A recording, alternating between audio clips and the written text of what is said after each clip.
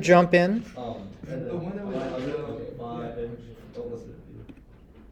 So,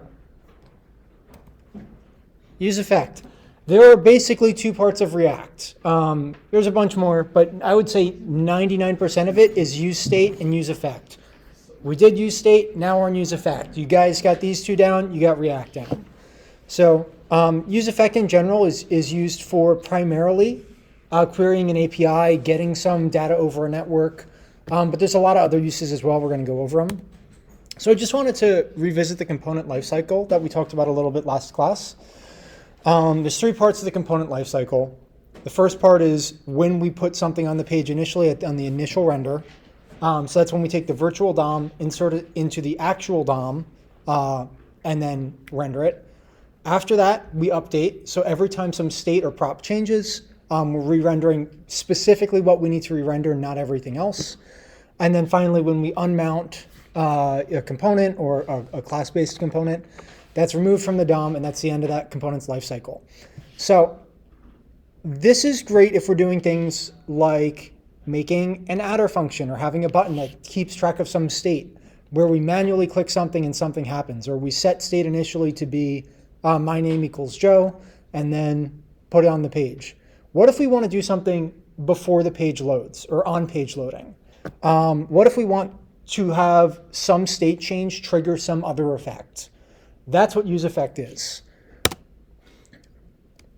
So real quick, I just wanted to get a feel for how we're feeling about this. The two classes or the two options that I have for today are going to be either me doing live coding, which will probably be a little bit faster, or me going over code that's already written and tweaking it. And I think that that's sort of what we have a preference for. Is there a strong preference, or a lot of people want me to do the live coding instead? Cool, sticking with what works. So I'm just going to start at the beginning here. Let me see my button page. So I've added, I'm just going to show you in my app right here that I have made. So again, we're just going to be seeing this a lot. We have a router. We have all these routes. Let's see what I put on the home page first. So if I check out my pages directory, go to home page.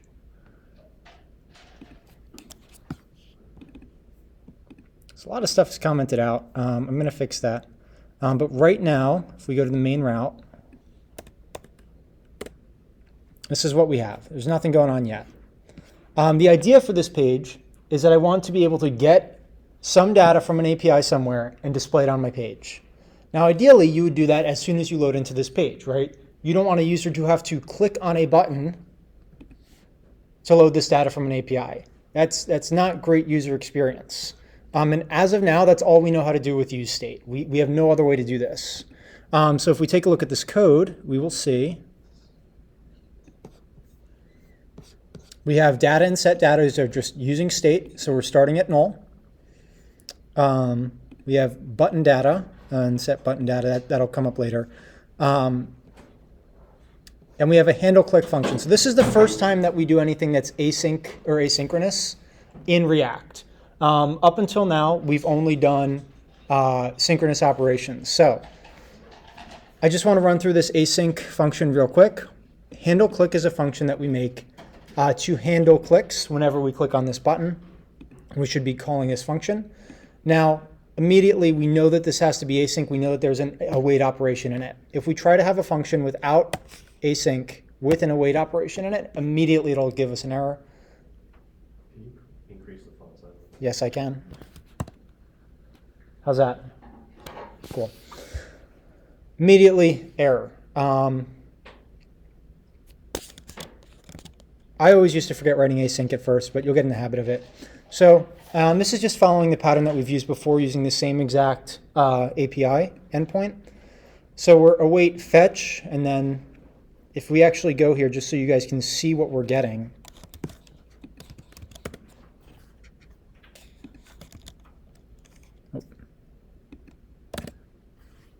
This is what this endpoint is serving to us. It's serving a JSON with a user ID of 1, title that looks like a string to me, and body that also looks like a string to me. So that's what we should be getting when we query this endpoint. So constat equals await fetch. Then when we call the JSON function, const res for response is await data.json. Then once we have res, that is our object. It's a JSON. And we just set the state with set button data in res. So this is just an async await operation. Does anyone have any questions about that? Because we're going to be doing these for this class. Cool.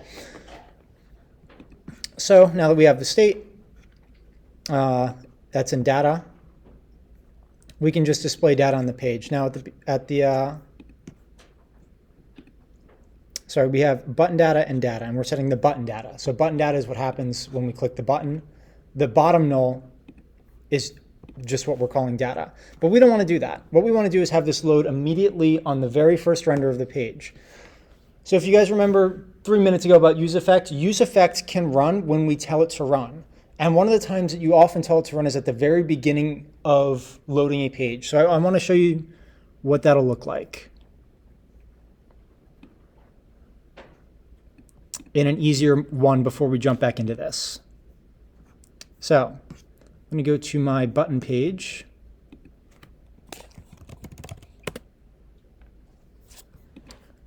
So we have useEffect on this page.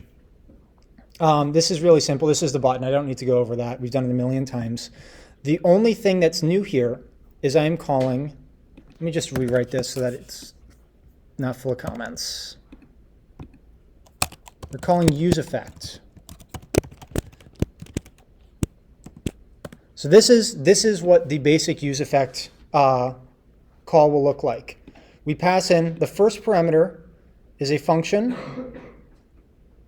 We can see that. And the second parameter, which is optional but not really, is going to be a dependency array. Right now it's not in there. Now it's in there. And it almost always will look like this, with the function being, it does look funny.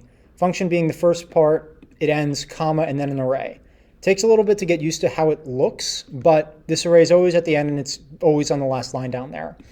So we have a couple options for when we want this to run. Right now, let's say that we want something simple. Let's console log the state every single time the state changes, okay? So here's how we do that. Console.log.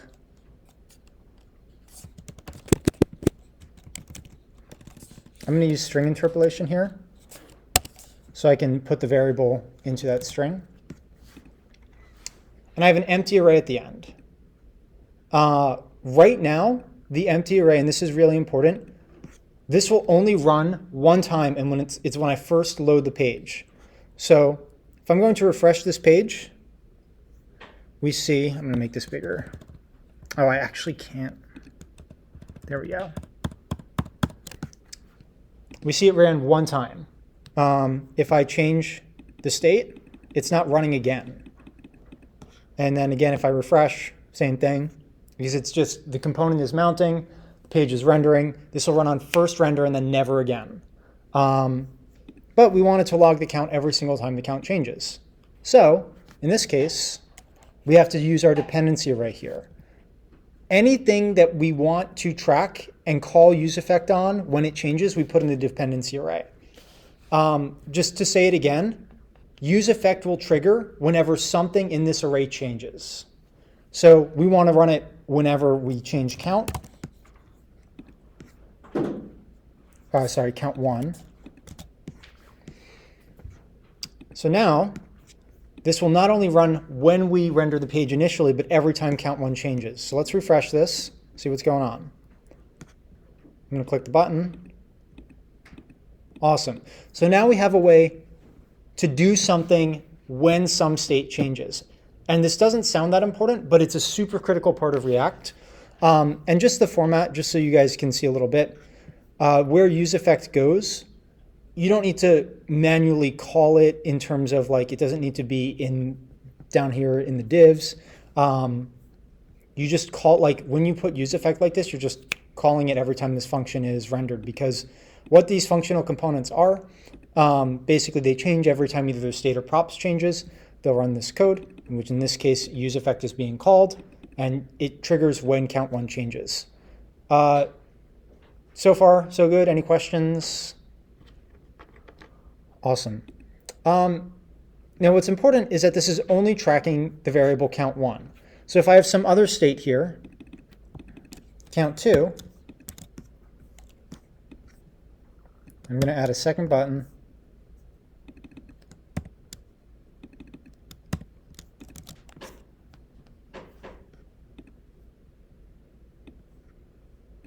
So I have count1 and count2. Each one is a different state controlled by its respective button, okay? Go back to my dependency array over here. I see right now I should only be triggering this effect when count1 changes. So if I click count2, nothing should change. If I click count1, it changes. If I want to track count2 as well, that's simple enough. I'll just add it to the dependency array. Now we see. You see where it's saying 5, 6, 7, 8. It's just the same line over and over again. That's how repeated console lines work in your console for, I think, basically every web browser.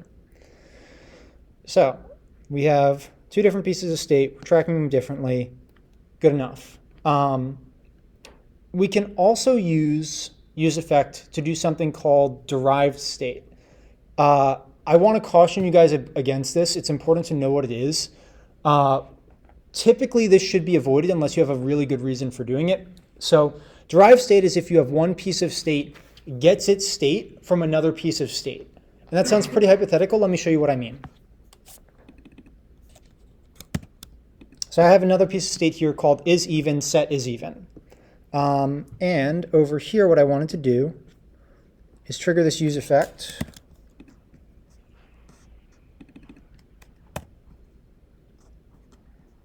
So I'm going to comment out the other one. If we call it twice, it'll just run 2 times. So I'm going to get rid of that use effect.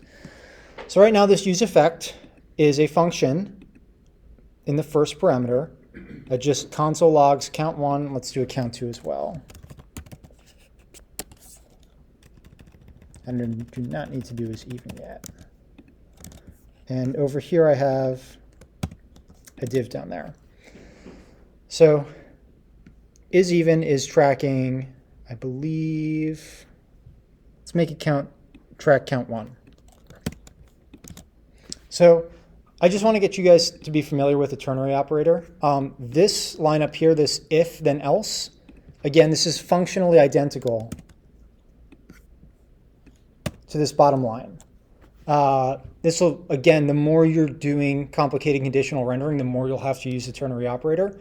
So count1 mod 2 is equal to 0. If so, set even to be true. Otherwise, set even to be false. So this is easy. We're just checking if count1 is even or odd. We want to do this every time count1 changes. So in this way, we can see, in this way, count1 is dependent on, or I'm so sorry, the isEven state is derived state from count1. It's dependent on it. And if we look down here at this div, I also wanted to talk about this. You'll see something a little bit funky here with 2 exclamation points. Now, typically you would think, okay, so 1 exclamation point is negation, so that means isEven, so that means it's odd. And then the second exclamation point would be the opposite of is odd, so then that's back to true, so then that's back to isEven. Why do we have 2? Great question, Colin. This doesn't work, and I'm going to explain why. If we just have isEven, so isEven, if that's true, we have div count is even, otherwise we have a div that says count is odd. So if I increment this, it will not change. I am a bit of a moron sometimes, bear with me.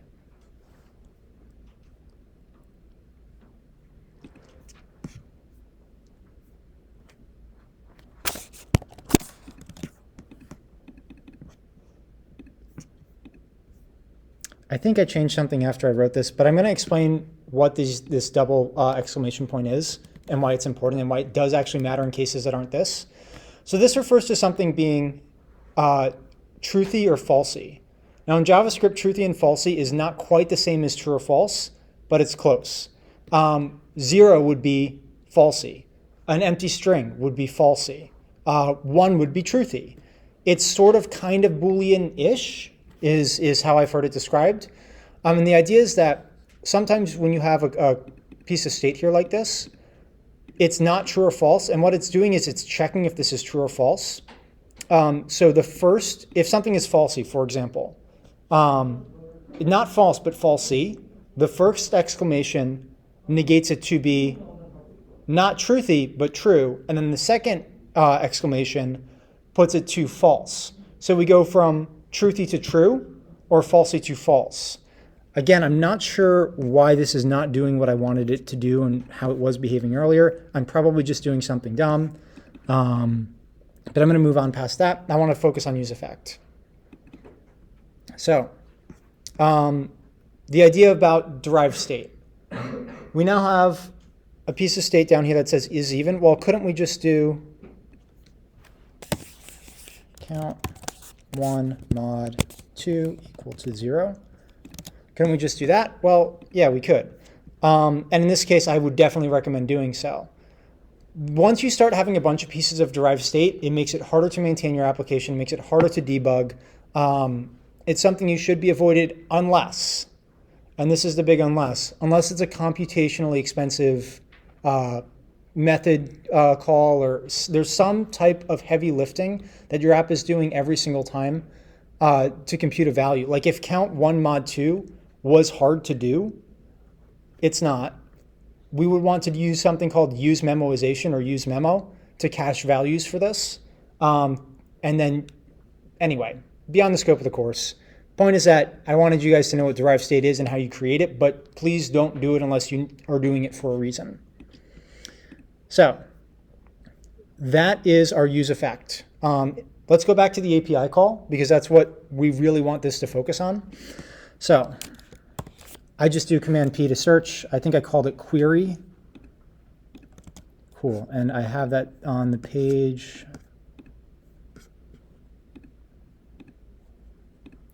And this is the button data page. Cool. So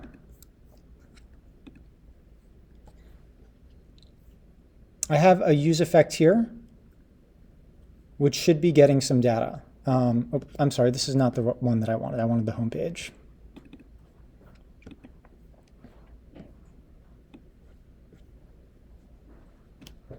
So it's a bunch of code here, but we are going to be running a use effect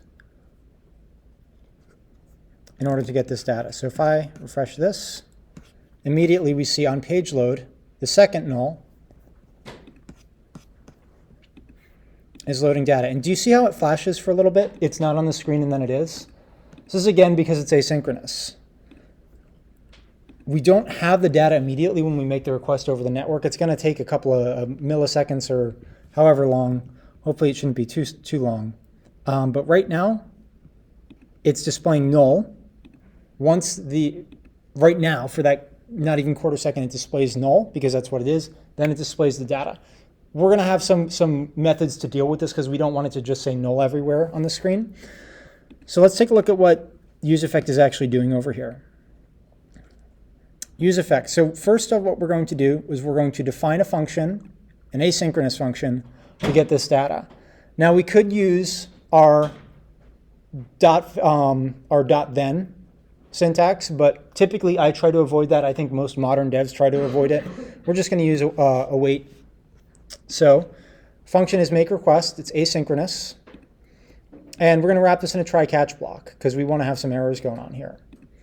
So const response is equal to await fetch, and then this is our endpoint. So basically it's saying just go to that endpoint. Once you're done with it, give me the data back. Res is just going to be a response in JSON form. Again, this must be an await. If we get rid of await, it's going to break. And then I had it console logged. Sure, you can get rid of that for clarity's sake. And then catch error. And then if error is an instance of error, which it usually will be. Remember, error is a protected keyword in TypeScript. So if this is something where they have defined an error and are giving us an error, then we're going to log the error.message. Otherwise, throw our hands up and say, don't know what's going on here. So try catch, simple enough. And this will just be setting the data. That's really important. We get the response. And then we use our set state to set the actual data to be our thing. And then at the very end of the call, we call make request. So I made a mistake, and let me show you why it didn't actually show anything up. So you'll see here that I did not include a dependency array.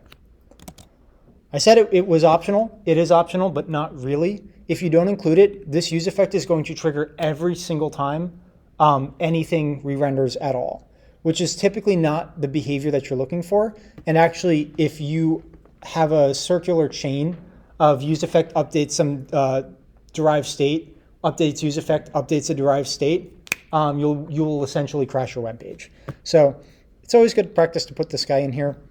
And in this case, we only want it to run on page load. So there's nothing in this dependency array. If we put anything in here, it would run on page load and whenever that changed.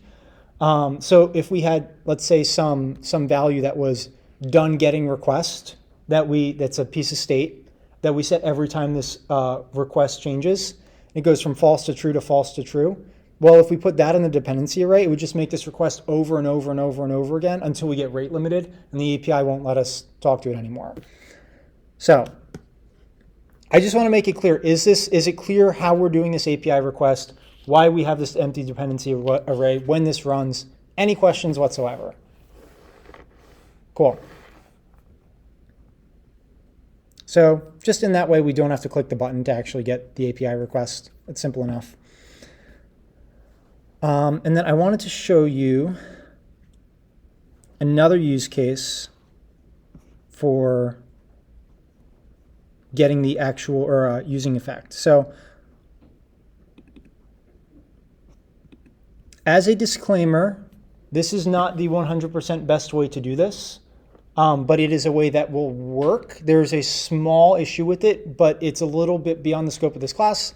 It would involve server-side rendering for stuff to fix this.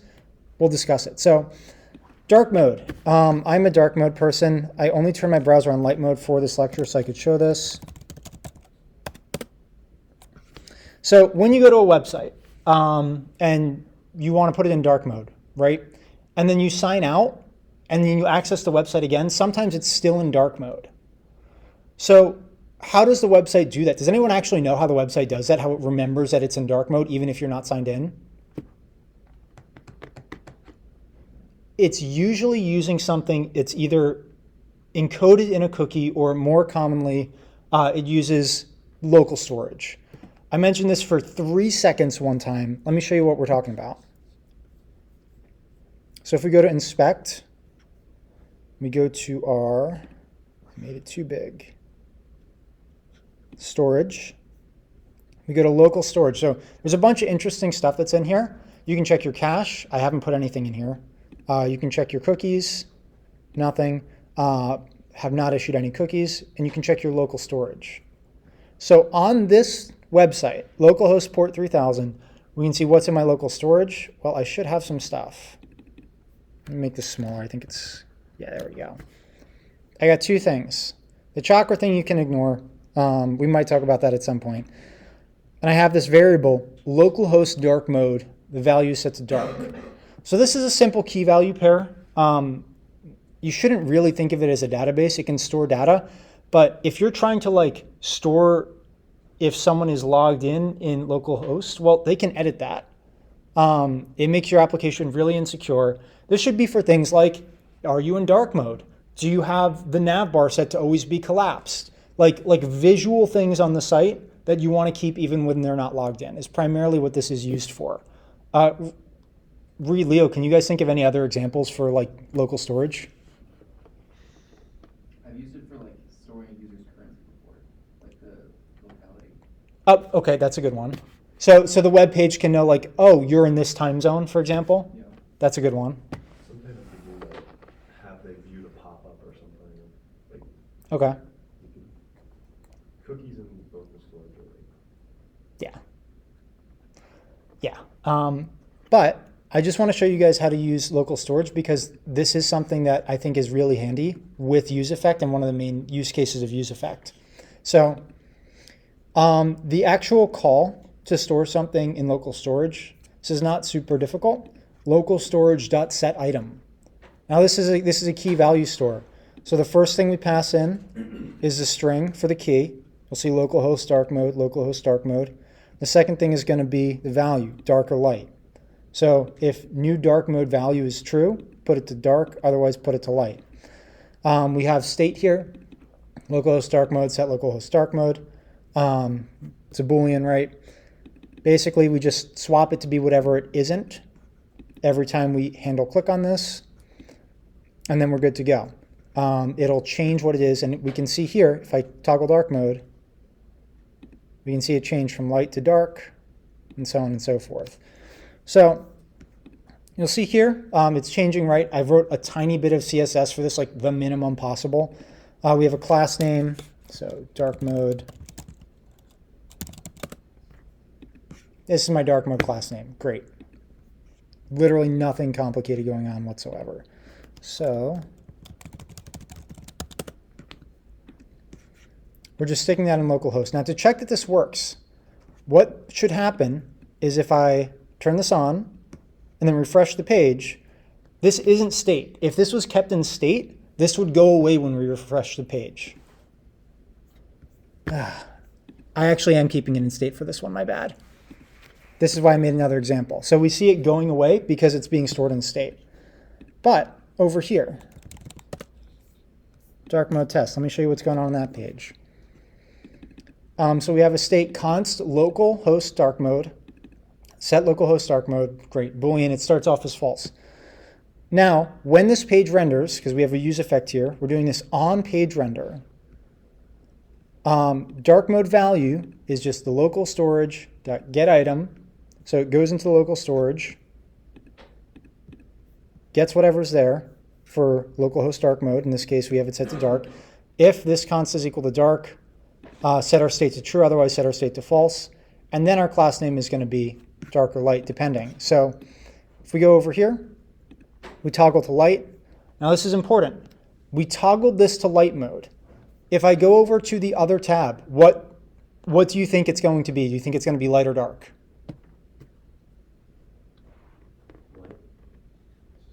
Let me show you. We're still dark. Let me explain why. When we do use effect, the only time this renders, this use effect renders, is when we, the use effect triggers is when we render the page the first time. We are never doing it again. We render the page once and then we forget about it. So this page is already rendered in dark. When I went back to change this to light, it changed what's in local storage, but I'm not telling it to look in local storage again. It already looked once. If I press refresh, I click the button one time. So the local storage is now should be light mode. If I refresh this page, what color do we think it's going to be? Got a 50-50. Someone shout it out. Great stuff. It's in light mode. So same thing. This is only going to run one time because of when it's triggering. Our dependency array just says do it on page load, that's it. Kind of tricky. And the reason, I just want to shout this out real quick. The reason why I wouldn't recommend doing this like as an actual method for your dark mode is because there's that like not even a quarter second when the page loads where it will default to being white. You see I have it set here as false. Then it goes to check in the local storage. Then it goes to dark. There's going to be like a flash. Have you guys ever like gone to a website and it flashes white and then goes into dark mode? It annoys me so much. It's a harder problem to solve than you would think. There's a couple ways around it. I would recommend server-side rendering. You can like get into the index.html and write stuff in here. It's not great. It's kind of hacky. Yeah, but that's local storage, and that's how we use effect for things like dark mode, location, have you clicked on a pop-up, things like that. So I want to show you a piece of code that before GitHub Copilot, I just copied and pasted this into like every single thing I wrote. I want to go over this line by line because it's a little bit tricky, but it's really, really useful. And it's gonna combine a lot of TypeScript concepts that we've covered and a lot of stuff and React all into one thing. So we wrote in query 1, we wrote this use effect. It's got an error that it can log, but really all it's doing is getting the data, right? When we made the homepage query. So here's a slightly better one, and then we're going to try to graduate to the best one and sort of go line by line. So we know what the shape of our data is that we're going to be getting. Sometimes you don't. In this case, we do. Now, if you do know it, it can be good practice to make a type or an interface about that piece of data. So when we went to this website, right, we got number, string. Kind of small, sorry.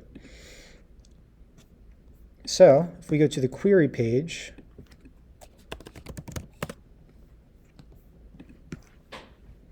we define our type or our interface. And we have 3 pieces of state here. Now, typically when you make a query, there's 3 things that we care about. We care about the actual data for the query. That's the most important. We care about whether or not the query has completed yet and if we're still loading or not. That's super important for conditional rendering. Remember that null that popped up for a second? We don't want to have things like popping up and going away like that necessarily. Also, how do you know if you want to have like a little spinner going while something loads? How do you know when it's done? How do you know when to make the spinner go away? Well, that would be the loading state. And then finally, we have an error state, which is we want to know if something went wrong. So let's look at this TypeScript and see exactly what's what. Our data is going to be, so remember when we have these angle brackets right after a method like that, a method name, what this means is it's the type of the argument that we're passing in. So we can pass in either a post interface of this type or null. So it's null or it's a post interface. It's got to be one or the other. We're starting off with null because we don't have any data yet. We don't have a stock post interface that we want to put on the page. Loading and set loading. Well, when this page loads, when it renders the first time, we know we're going to be making this call. So we know we want to set, or we want to start in loading because it's starting off with a call. And then finally, errors. So you can use the protected error type. I have a string here. We're going to make it better later. And that's just going to be string or null. Null for no errors. We're starting off at null. So far, so good. So same thing. We're going to try in the use effect, our dependency array is empty. Asynchronous call. We're going to try to get the data from the network. Going to turn it into a response. And then finally, we're going to set loading to be false. We are done with the asynchronous stuff. It's no longer loading. We have something. It might be garbage. It might have an error, but we're done with it. Either way, we're good. So we're going to set the loading state to be false. We're going to log. We can kill that. We're also going to set data to be what the data should be. But if an error was caught, so I want to show you guys a little bit of TypeScript stuff.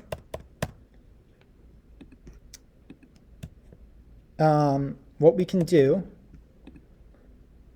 is we want to get, if this is a protected error keyword, if their database or their API has set that up to return an error, what we can do is if we catch an error, right now this error is of unknown type, we don't know what we're getting, is we're going to get it from them. If it is an instance of error, so if they gave us an error type, it's going to have certain things associated with it. So I never ever remember what properties go on what objects ever. So what you normally do is error dot, and then it just shows you everything you need. This is one of the things I love about TypeScript. Let's say message. Message sounds like it's probably what we want. So set the error to be error.message, and because we see that there's no type problems, there's no red underlines, it's probably a string. So another way to check this,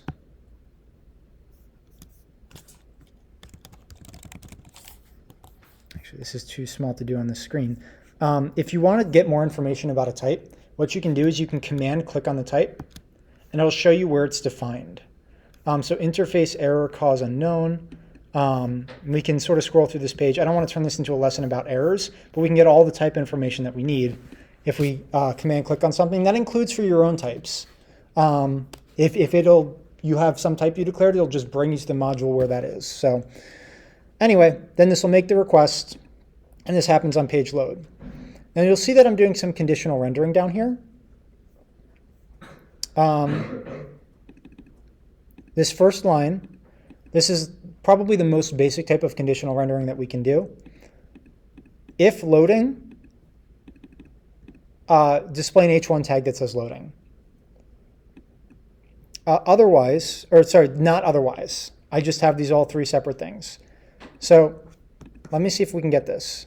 You see up at the top real quick, there's the flash, the ... after post 1. It's saying loading. Then when loading is false, it's no longer rendering that, so that H1 goes away. The next one is data. Data and post. Well, a post is just a really simple component that I made, basically as simple as it gets. So that was a command click that I just did right there. We pass in a text and an ID. The text and the ID as props are a string and a number.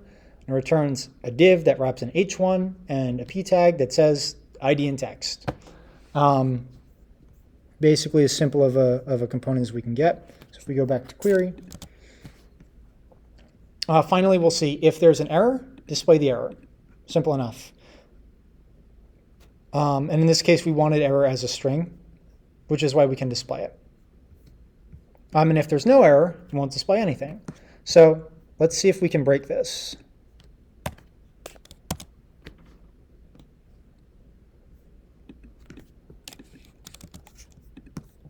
Immediately, we don't see that the error is getting caught.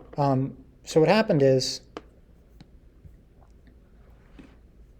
this logic in here is not quite robust enough for what we want. And I'm going to show you a better way that'll catch every error. Let me actually fix the post so that I don't forget about that when I upload this. Let me show you a better way to do this. And this is a piece of code that I have copied and pasted at least like 6 different times. Now, we have talked about how to make our own hooks. If there's a hook that you're using all the time, you don't want to, or like some logic that you're using all the time with useState and useEffect, you don't want to drop this into like 30 different components in your web app. You're repeating yourself. It's tedious. No one wants to do that. Let's make our own hook for going to a database, dealing with the loading, dealing with the errors, and actually getting the data. So this is a useFetch hook, is what I've seen other people call them as well. They all kind of look the same. So we have a type here, fetch state t. So this is a generic type. This could be a string. It could be anything we want. So data will be of that same. However we declare our fetch state, data will match. Or it will be null if we don't get anything. Loading's a Boolean. In this case, error, we're actually using the capital E error type or null. So here's our hook. Use fetch, we have to define it. Const use fetch. And again, we always call them use something. Use fetch, use mutation, use get all users, whatever, is equal to, so again, t. This is just saying that, again, t is our generic type. And when it goes before a function, it means that that's what we'll be getting. Passing in a string here into the use fetch. So that'll be the URL that we're accessing. And it returns a fetch state, which is our type that we're returning, of type t, which will be defined when we call the function. So we have these 3 use states again, right? In this case, we abstracted it so that data is now of type t. We did a little bit better with error, so it's capital E. So this is going to look incredibly similar. Const response equals await fetch URL. Just a little bit different logic. If response.ok is not okay, we can throw an error. So that way we're dealing with the error ourselves. We're not dealing with anything that they gave us. Then const result, simple enough, equals just JSONify it, set the data. If there's an error, we want to set the error as of type error. And then finally, as we've talked about the try catch finally, either way, whether we go through try or catch, we're going to be setting loading to false at the end of this because we're done with the network request. Then we call the function. You have to actually call it, right? We defined it, then we call it, and we want to do this every time URL changes.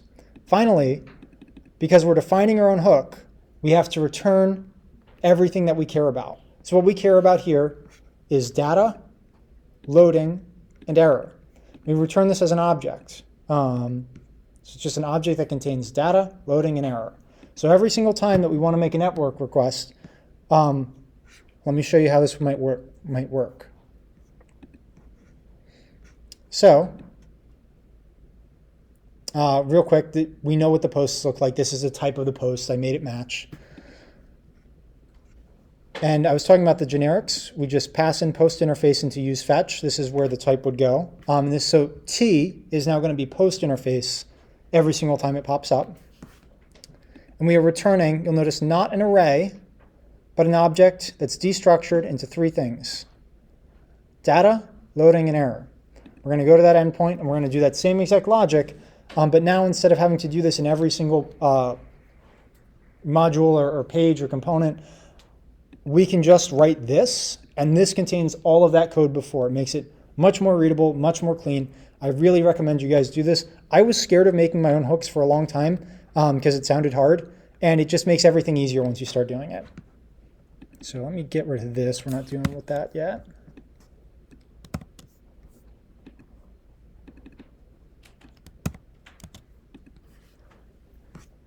I'm going to refresh this page.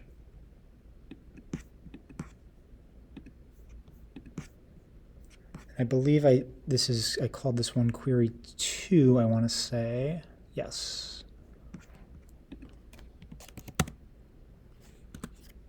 So it looks like the exact same thing. And it's because it is. I'm just using a hook that's identical or close to being identical. Now the error should work here. If I botch this, immediately we have some errors. So now that there's an error, we're displaying the error.message.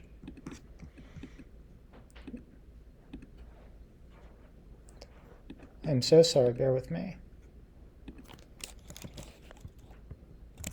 I always use a mouse. I hate the Mac keyboards. Query 2.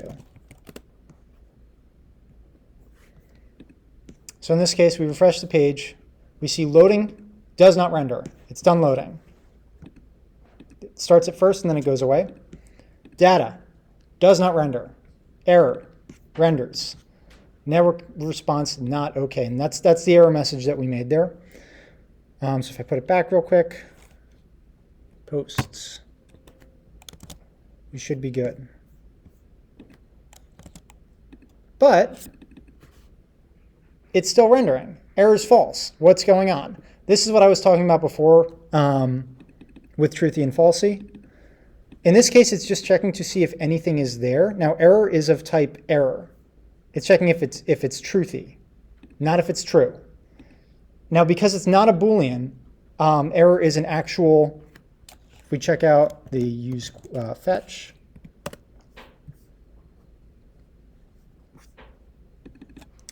it's an error, not a Boolean.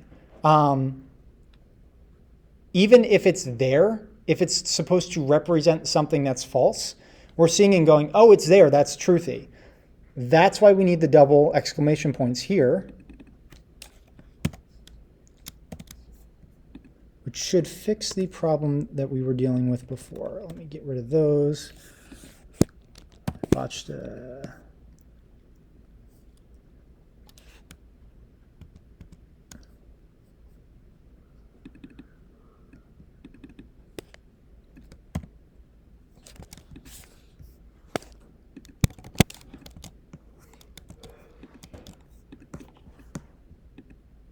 There we go. So we see error is truthy. There are no errors, but it's truthy because it exists. One negates it not to be falsy, but to be false. And then the second one negates the false to be true. So we go from truthy to false to true. Bit of a jump. It took me a while to wrap my head around that, but you'll see this double exclamation point not infrequently, and this is why. So I've talked about true and falsy. Something else that we can do, real quick, is, and this is just an example. So this is sort of putting together stuff that we've already done. Let me get rid of these comments. No, I'm just going to do this the easy way.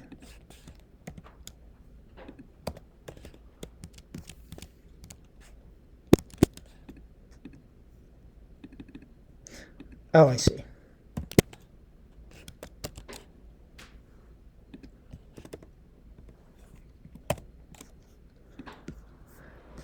To uncomment data 2. Okay, so I want to show you, we've used now on this page, we're using useFetch 2 times. And I just want to point this out because it can be a little bit confusing.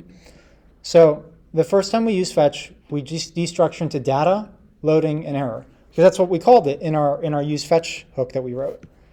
But what if we want to use this multiple times? Well, we can't do another one of these. Data's already declared. If we tried to do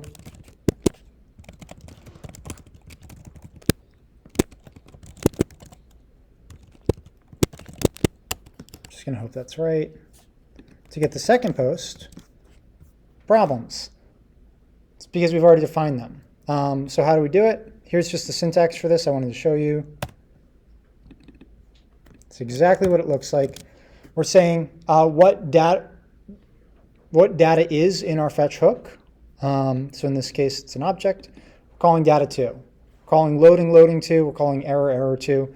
Try not to do number variables like this because it gets confusing. Just try to help yourselves out. But I just did it for the purposes of example here.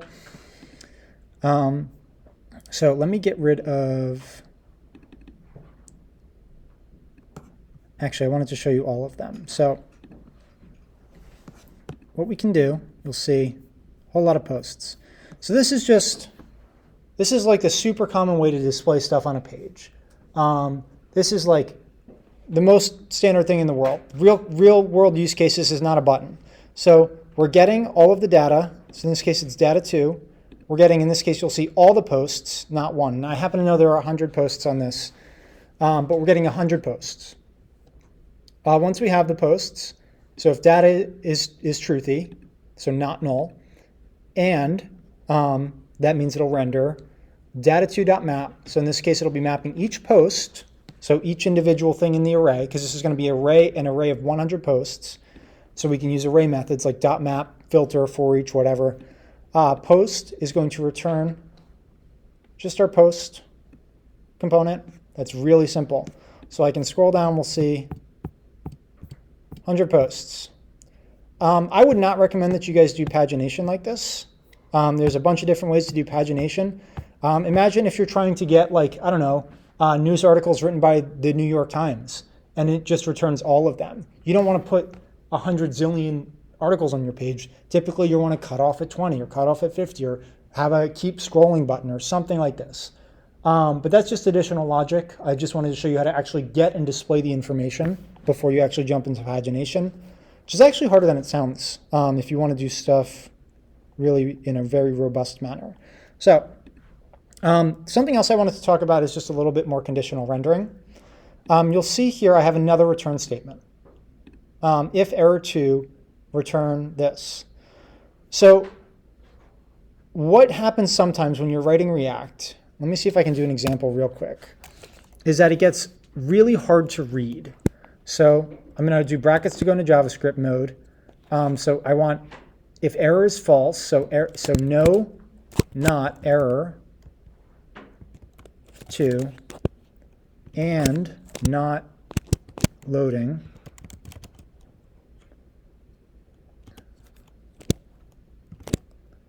So if those are true, then we do all our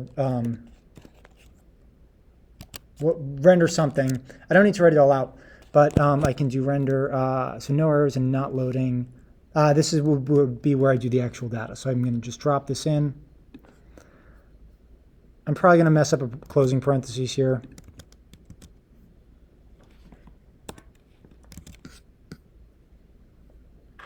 Standard. I don't want to waste too much time fiddling over parentheses. The point that I was trying to make is that, I guess this actually did make my point, is that when you have a bunch of stuff like this, when you say, if condition A and not condition B, then do this, otherwise do this, otherwise condition B, then do that, it's a nightmare. So what we do, like I was only trying to do 2 things and I couldn't even do it. So what we can do is say, if error 2, return errors. Like if we only want to have errors on the page. like a message that says, you broke something. So in this case, let's make an error. Cool, network error when attempting to fetch resource. So it's not returning all this stuff, it's only returning error 2, and that's because that's true. We can also do if loading to return, just make a div, oh sure, h1, great. And you'll see, it is loading at first, and it does, at first, show that, and then when it's no longer loading, we're good to do this. So it's not like it only returns it once, so to speak, and this is because of how state works. When loading is updated, because we actually update the state for loading when this query is done, we have to reload this, or re-render this component, which is why it then jumps to the second return statement the second time it runs through. Which is why we're okay to have multiple return statements. I think it can make your code a lot more readable. Yeah, and I think it's something that's worth thinking about. Right now I've shown you divs that have maybe like 6 lines in them. You want to get your components to be as small as possible. 6 lines is a pretty small component, but sometimes they got to be bigger. Sometimes there has to be conditional logic. And when you're staring at a 500-line component, nobody wants to deal with any of that. So again, really strongly encourage you to not make the mistakes I did. Use multiple return statements for your conditional rendering when it gets complicated. This is honestly most of what I wanted to talk about use effect. Leo, Reed, did you guys want to jump in real quick? Think I missed anything? Can we talk about dependency arrays? I think I mentioned the dependency array. I can show it for the count again. Let me real quick. Button. So back to the button page. So right now, this should be console logging, count 1 and count 2, and also doing some logic on setting is even every time count 1 changes, okay? But we can put multiple things in here. So let's go to the console. So count 1's changing, we're logging. Count 2's changing, nothing's happening. If we want to track multiple things, just put more things in the array. So now, count 2, count 1. Simple enough. Am I forgetting something major? Cool. What's up, Gordon? Can you go back to the use fetch custom? This is on the GitHub. I've uploaded it about an hour ago. Yeah, the one thing I saw Yeah. when I was looking at this myself is that it's apparently best practice to make the functions in the use effect equal to a function and then immediately after call the function. Like, why do you say const fetch data equals that function and then immediately call fetch data as opposed to just saying try and then catch and then finally without the function around it? I believe it's because of how asynchronous functions work. They have to be in an actual function. So let's try it out.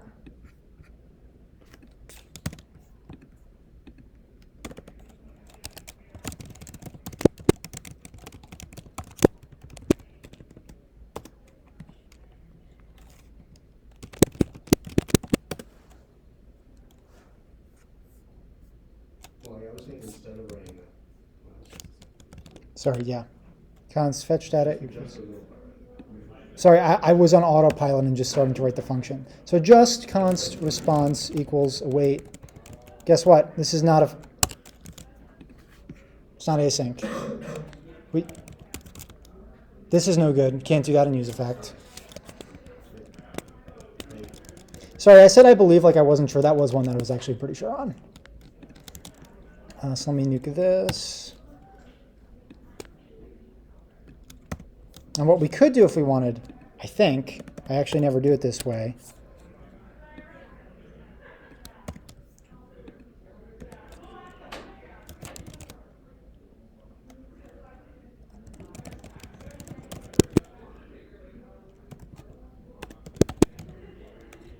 And we could do one of these.